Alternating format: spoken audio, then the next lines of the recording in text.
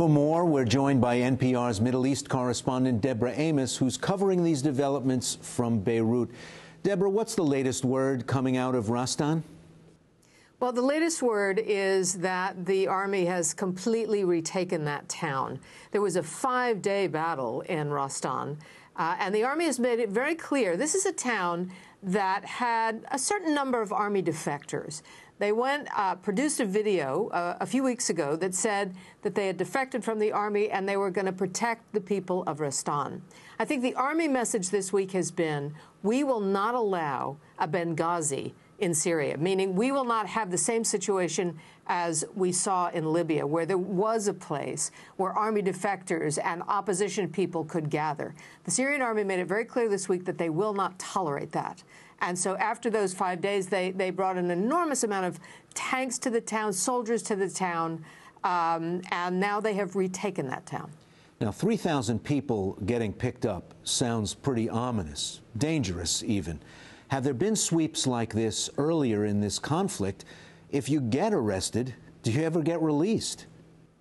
Right, there are documented 15,000 people who have been arrested throughout the country. There have been arrest sweeps before this one. It's not really surprising that there would be this kind of arrest. The Syrian government says that the people in Rastan are armed terrorist groups. That has been the government line all along about who is out on the streets. And so to take back the town, it would be a normal government policy to arrest that many people. Now, the pictures that Sana, which is the official Syrian news agency, ran, make it seem like it was very horrific in Rastan. There's not been a whole lot of information coming out because most of the communications were cut there. But Syrian newspapers today did run the pictures, and also that they were bringing in people to clean up the town. I think that the violence is now going to shift to a town that's very close to Rastan, and that is Homs. That is another town where we've seen it's become a hub for defectors. In fact, 3 or 4 neighborhoods have closed themselves off in Homs and also has done a standout off against the military. I think Al-Rastan was first. Homs may be second. And, Deborah, there's a new development from Homs. Tell us about it. Well, the new head of the Syrian National Council, Barham Ghaliun, his niece was kidnapped in Homs today. This follows the assassination of the chief cleric in Syria. The Grand Mufti's son was shot on Sunday. These events are making people very, very nervous as this country slides into the kind of violence that resembles a civil war. For people in and out of Syria who were worried whether there was an alternative to Bashar al-Assad, is the formation of this government in exile a significant move? The way that I sort of judge these things is what did the activists on the street say about what happened at this meeting in Istanbul, this new Syrian National Council. And there were many, many videos released yesterday after the announcement of the formation of the council from the street saying, finally, the opposition has organized itself, and now that there is a public international face for this uprising. It doesn't comprise everybody. There are still some arguments. But over these 7 months, finally, the opposition has stopped playing individual politics, has found common cause, and has rallied together and say that they will now begin to lobby the international community to step up actions against Syria. Here's the question. Is it enough for the fence-sitters, and there are many of them inside Syria, is it enough for them to say this is the alternative? I think that is not clear. We have to see how they behave in an international setting.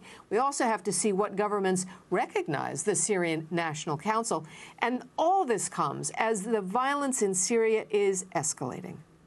Well, as you mentioned, as people were looking around for alternatives, does this kind of development give a place, as support for Assad is sinking around the world, give a place for that new power to shift? A place, if you want to support the opposition, for that support to go someplace concrete?